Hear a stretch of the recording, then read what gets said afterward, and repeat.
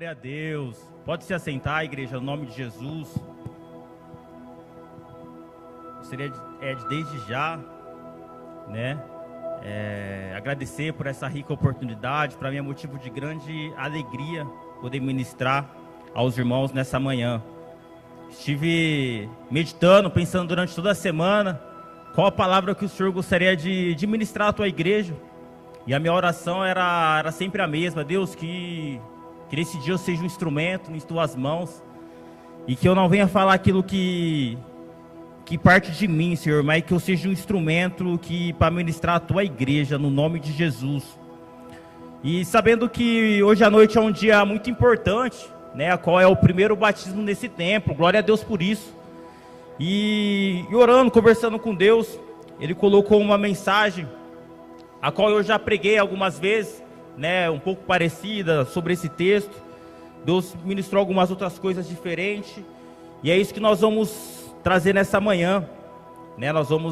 Abra comigo a palavra do Senhor no livro de Êxodo, capítulo 1. O livro de Êxodo é o segundo livro da Bíblia, faz parte ali do Pentateuco, ou a Torá, os 5 primeiros livros da Bíblia, a qual o autor foi o Moisés quem escreveu esse livro.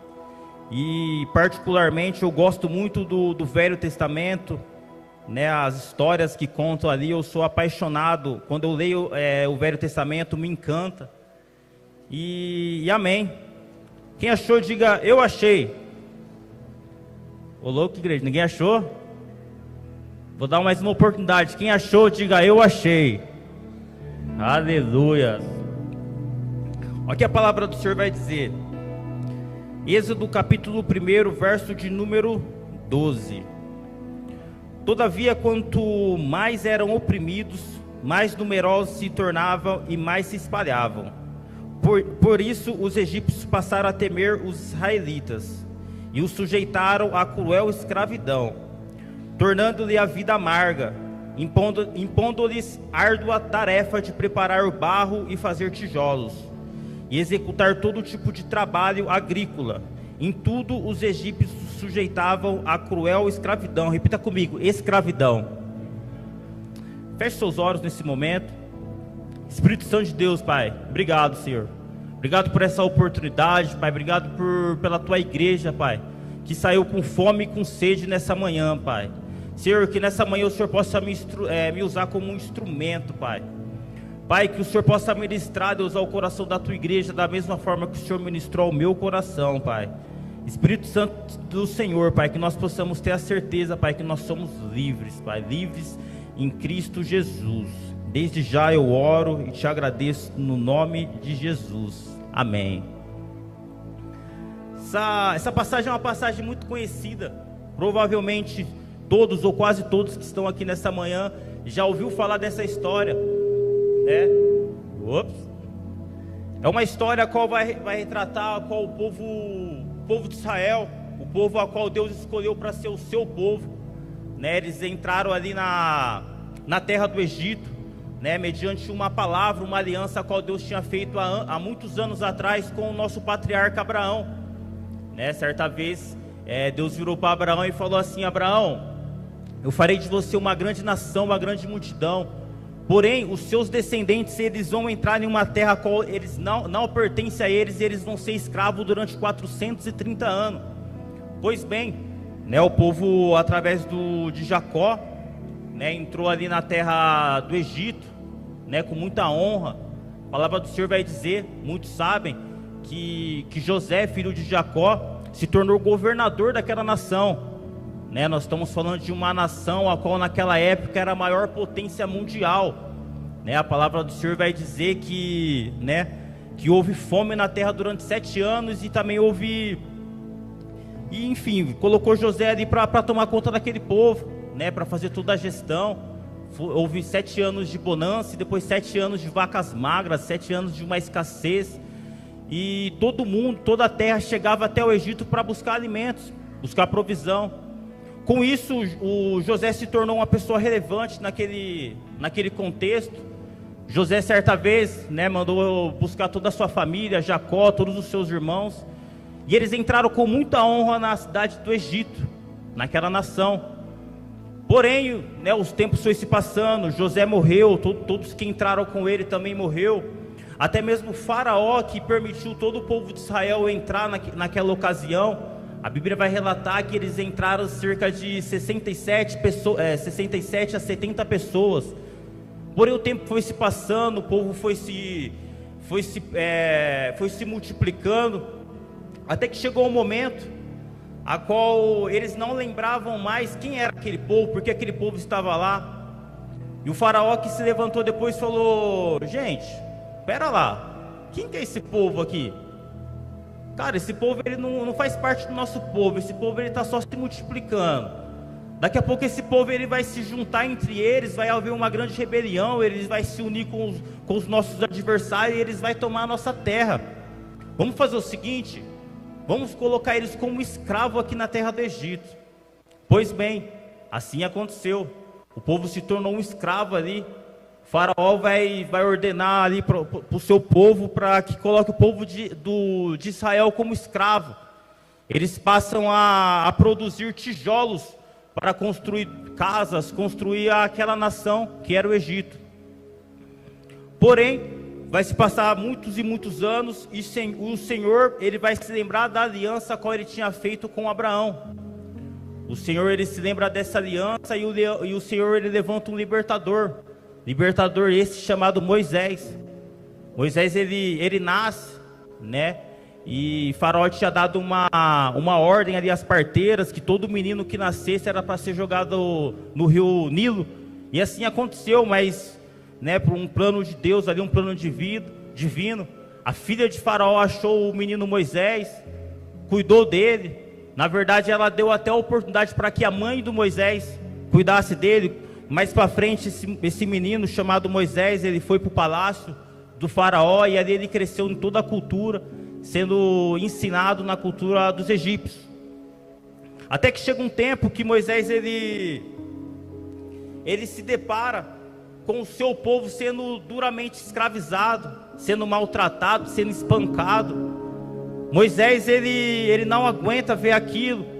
Ele comete um homicídio, ele mata o egípcio que estava espancando um do seu povo. E Moisés ele foge. 40 anos depois, o Senhor aparece para ele numa sarça e fala assim: Moisés, eu te levanto como libertador, eu vou te usar para libertar aquele povo. E assim acontece, né? Moisés, através de, né, sendo usado por Deus ali, ele vai, se apresenta até Faraó e fala assim: Faraó, eu vou libertar esse povo. O Deus Todo-Poderoso, eu sou, me mandou aqui para libertar esse povo. Trazendo todo esse contexto, colocando todos na mesma página, para que todos estejam ligados nessa palavra. Gostaria de trazer o primeiro ponto a qual o Espírito Santo ministrou ao meu coração. E o primeiro ponto que o Senhor ministrou no meu coração está lá em Êxodo 5, a partir do verso 1. Êxodo capítulo 5, a partir do verso 1. Né, Moisés ele aparece ali para Faraó, aparece para o povo. E houve um primeiro diálogo ali com Moisés e Faraó. E esse diálogo foi basicamente assim, ó. Depois disso, Moisés e Arão foram falar com o Faraó e disseram: assim diz o Senhor, o Deus de Israel: deixe o meu povo ir para celebrar-me uma festa no deserto. E Faraó respondeu: quem é o Senhor para que eu lhe obedeça e deixe Israel sair? Não conheço o Senhor e não deixarei Israel sair. Eles insistiram: o Deus dos hebreus veio ao nosso encontro. Agora permite-nos caminhar 3 dias no deserto para oferecer sacrifício ao Senhor, o nosso Deus. Caso ao contrário, ele nos atingirá com pragas e com espada. Mas o rei do Egito respondeu: Moisés e Arão, por que vocês estão fazendo o povo interromper suas tarefas? Voltem ao trabalho. E acrescentou: essa gente já é tão numerosa e vocês ainda fazem parar o trabalho? No mesmo dia, Faraó deu a seguinte ordem aos feitores e capatazes responsáveis pelo povo: não forneçam mais palha ao povo para fazer tijolos, como fazia antes. Eles que tratem de ajuntar a palha, mas exijam que continue a fazer a mesma quantidade de tijolos, não reduzam a cota. São preguiçosos e por isso estão clamando: iremos oferecer sacrifício ao nosso Deus. Aumentem a carga de trabalho dessa gente para que cumpra suas tarefas e não deem atenção a mentiras. Até aqui. O que acontece basicamente nesse diálogo? O povo, como eu já mencionei aqui, eles eram escravos, eles estavam sujeitos a uma dura serviço, a trabalho árduo, a um trabalho cansativo. Porém aparece um doido chamado Moisés junto com seu irmão Arão e fala assim: o Senhor, o Deus de Abraão, o Deus de Isaac, o Deus de Jacó, me mandou aqui, Faraó, para libertar esse povo. Faraó fica doido. Faraó: vocês estão doidos? Quem que é esse Deus? Eu nunca escutei falar desse Deus. E aqui eu abro um adendo: o povo ficou durante 430 anos, grave esse número, 430 anos sobre um silêncio profundo. Um silêncio ao qual Deus não se manifestava mais através de ninguém, através de nenhum profeta. O povo, aquela nação, Faraó, o povo egípcio, não sabia mais quem que era o Deus de Israel. Era só uma lenda antiga, uma lenda a qual falava que existia um Deus, criador dos céus e da terra, um Deus que escolheu um povo, que separou um povo para ser o seu povo. Existia, uma história antiga que dizia o Deus de Abraão, o Deus de Isaac, o Deus de Jacó. Mas essa história foi se perdendo durante aqueles 430 anos. E Faraó vai dizer assim para Moisés: quem que é esse Deus? Eu não conheço esse Deus. Eu conheço os meus deuses. A qual nós estamos falando de uma nação a qual era idólatra, a qual adorava muitos outros deuses, menos o Deus verdadeiro, o Deus de Israel.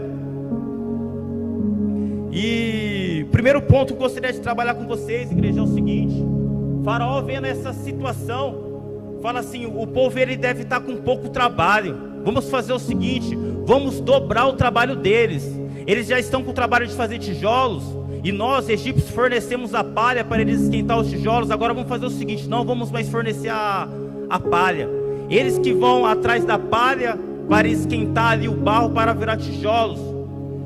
Lucão, o que eu aprendo com isso? Irmãos, uma das estratégias que o inimigo usou através de Faraó lá atrás, e até hoje ele utiliza na minha e na sua vida, nesse século 21.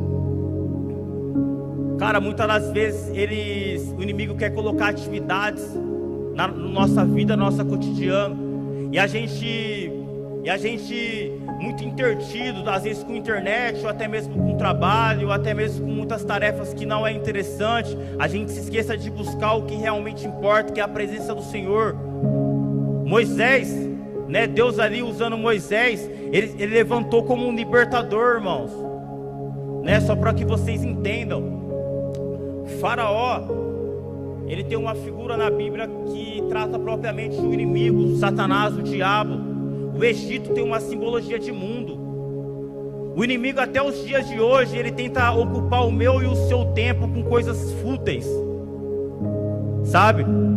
Eu até anotei aqui, Eclesiastes 3:1, Salomão vai dizer que há tempo para todas as coisas, irmão. Há tempo de plantar, há tempo de colher, há tempo para você trabalhar, há tempo para você buscar a Deus. Não podemos nos perder no nosso cotidiano, na nossa rotina, e não buscar o que realmente é importante.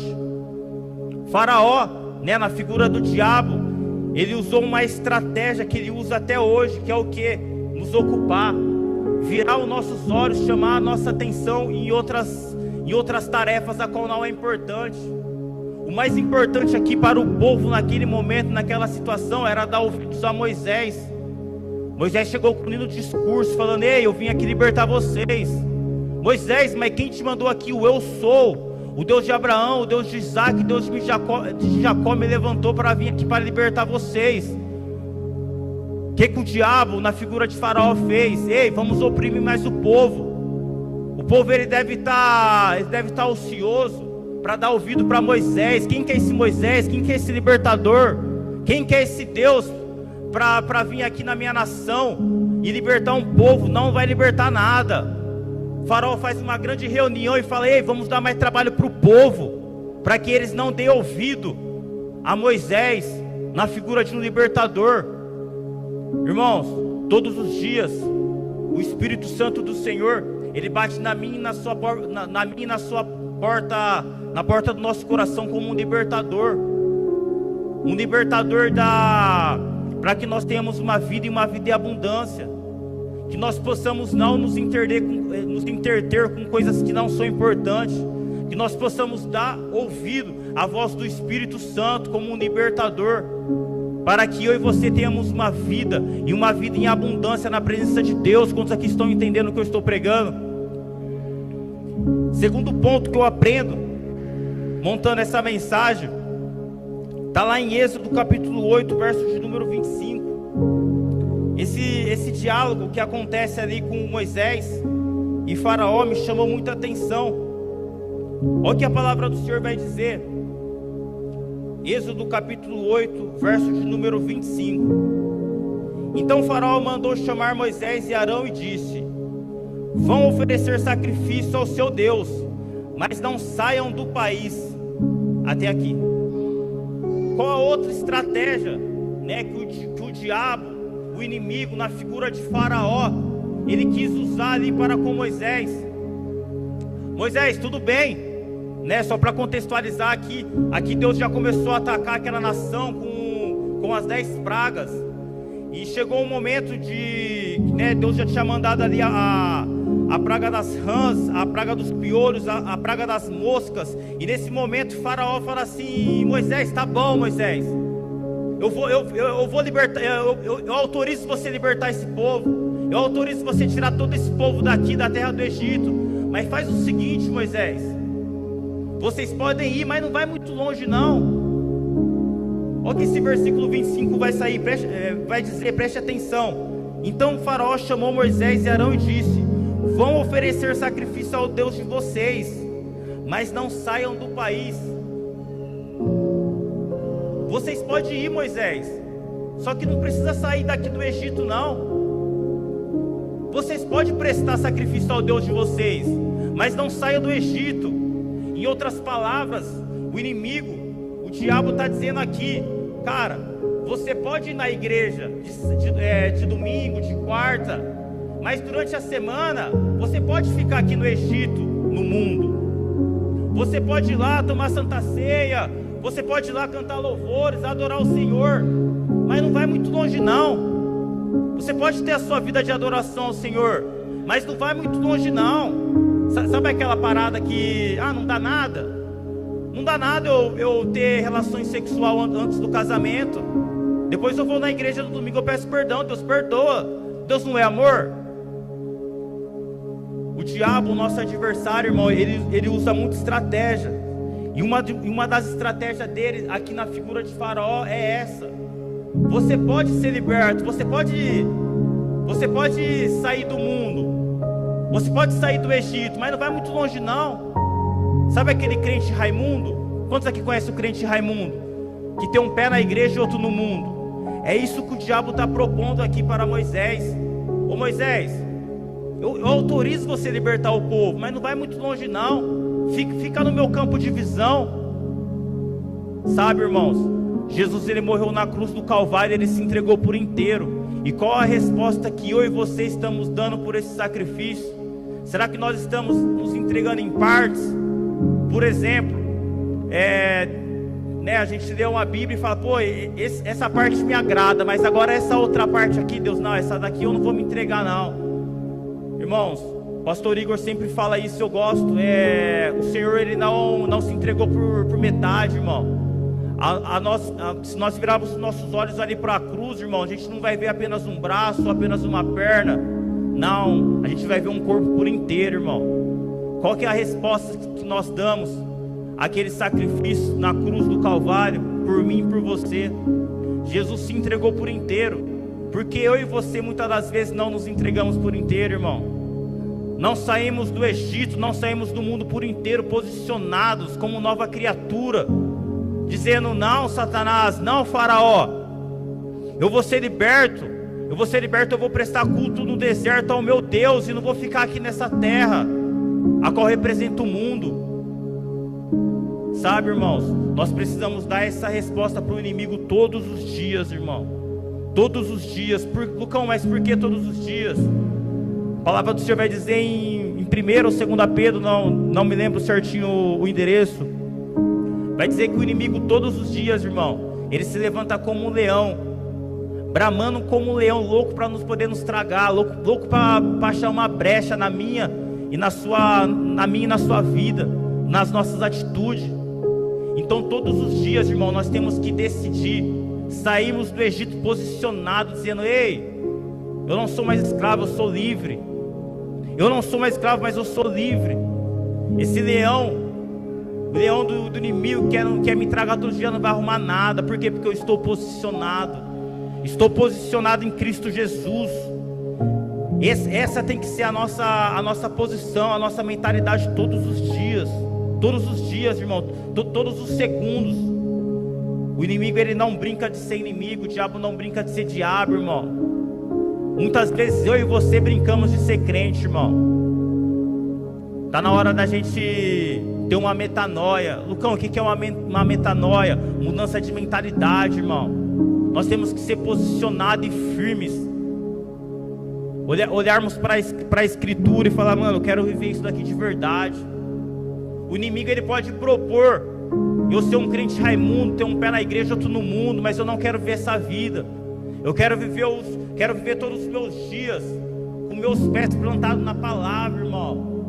Luz para os meus pés e lâmpada para os meus caminhos é a tua palavra, irmão. Nós temos que viver a palavra. Nós não temos que viver as ideologias que o mundo tem colocado goela abaixo todos os dias, irmão. Todos os dias o mundo tem colocado ideologias goela abaixo, seja pelo celular, seja nas rodinhas do nosso trabalho. Irmãos, está na hora de nós nos posicionarmos e vivermos o evangelho verdadeiro. Terceiro ponto que eu coloquei aqui é: o deserto é pedagógico. Vocês conhecem a história, mas só para colocarem todos na mesma página. O Senhor, Deus, através de Moisés, fez as 10 pragas ali no Egito. A última praga foi a morte de todos os primogênitos naquela terra. Com isso o faraó falou: Moisés, tira todo esse povo daqui, pode ir. O povo foi. O povo ele foi liberto, né? A palavra do Senhor vai dizer que o povo ele passa pelo Mar Vermelho. Vocês conhecem a história, né? Ele passa ali dentro do Mar Vermelho, com paredes de água de um lado, paredes de outra. O povo ele chega até o outro lado, ele chega até o deserto. E eu não sei você, mas eu imagino se eu vejo um milagre dessa proporção, igreja, eu acho que eu nunca mais iria esquecer, né? Eu falo isso porque eu não estava naquele momento, mas provavelmente eu e você, nós iríamos fazer a mesma coisa que aquele povo fez.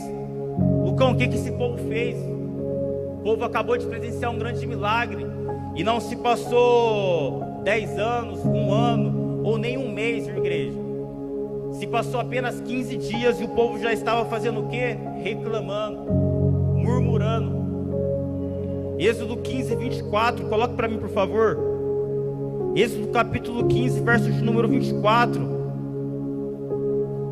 Olha o que a palavra do Senhor vai dizer, né? O povo já tinha passado pelo Mar Vermelho. O faraó veio ali em perseguição ao povo. O mar se fechou, o faraó ele morreu. O povo venceu, glória a Deus por isso. Mas não passou nem 15 dias, igreja. Olha o que o povo estava fazendo. E o povo começou a reclamar a Moisés, dizendo: que beberemos, Moisés? Moisés começou a clamar ao Senhor. Capítulo 16, verso 1. Olha o que a palavra do Senhor vai dizer: toda a comunidade de Israel partiu de Elim e chegou ao deserto de Sim, que fica entre Elim e o Sinai. Foi no 15º dia, quer dizer, depois de 15 dias, o povo ele começou, verso de número 2, no deserto toda a comunidade de Israel começou a reclamar, e Moisés e Arão ali ficou desesperado. O que eu aprendo com isso? Cara, nós não devemos nos esquecer de onde Deus nos tirou, irmão. Já disse e repito, o Egito significava o mundo, o diabo significava, faraó significava o diabo, Moisés significava Jesus. Jesus libertou aquele povo. Jesus ele me libertou, Jesus ele te libertou. E muitas das vezes o O que não sai da minha e da sua boca é reclamação, murmuração. A gente costuma muito olhar pelo, né, o gramado do vizinho. Ah, mas a vida do fulano está melhor do que a minha. Ah, a vida do ciclano está melhor. Ah, eu estou vendo lá no Instagram lá que o fulano está prosperando, está avançando.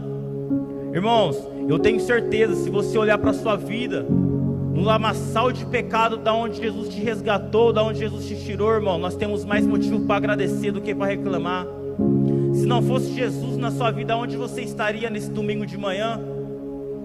Tenho certeza que alguns aqui não teriam nem chegado de casa do rolê de ontem à noite. Mas glória a Deus, irmão, que Jesus te alcançou, Jesus te libertou. E hoje você pode ter uma vida, e uma vida em abundância. Que nós possamos olhar para esse texto, para essa história, tirar um exemplo do povo de Israel que só reclamava, que só murmurava. Nós possamos tirar um exemplo e falar: cara, eu não posso ser que nem aquele povo, eu tenho que ser diferente. Eu tenho que ter o coração grato porque Jesus me libertou, Jesus me salvou, Jesus me transformou. Igreja, sabe, eu não gosto muito de, né, quem me conhece sabe, eu não fico falando muito do meu passado, ao que eu já fiz ou deixei de fazer, enfim. Mas Jesus me libertou de um grande lamaçal de pecado. E esse lance de murmuração, eu pego para minha vida. Muitas vezes eu me pego reclamando, sabe? Ah, Deus, minha vida poderia estar assim, eu poderia estar assado, poderia estar melhor. Mas quando eu me lembro da onde Jesus me tirou, irmãos, eu tenho muito mais motivo para agradecer do que para reclamar. Jesus, ele é bom o tempo todo. A graça do Senhor Jesus, a palavra graça significa favor merecido. Irmãos, eu não merecia, irmãos. Eu não merecia estar aqui trazendo uma palavra. Não. Mas a graça do Senhor me alcançou. A graça do Senhor te alcançou, igreja. Seja grato, não reclame. Eu coloquei aqui esse terceiro ponto, que é o deserto, ele é pedagógico.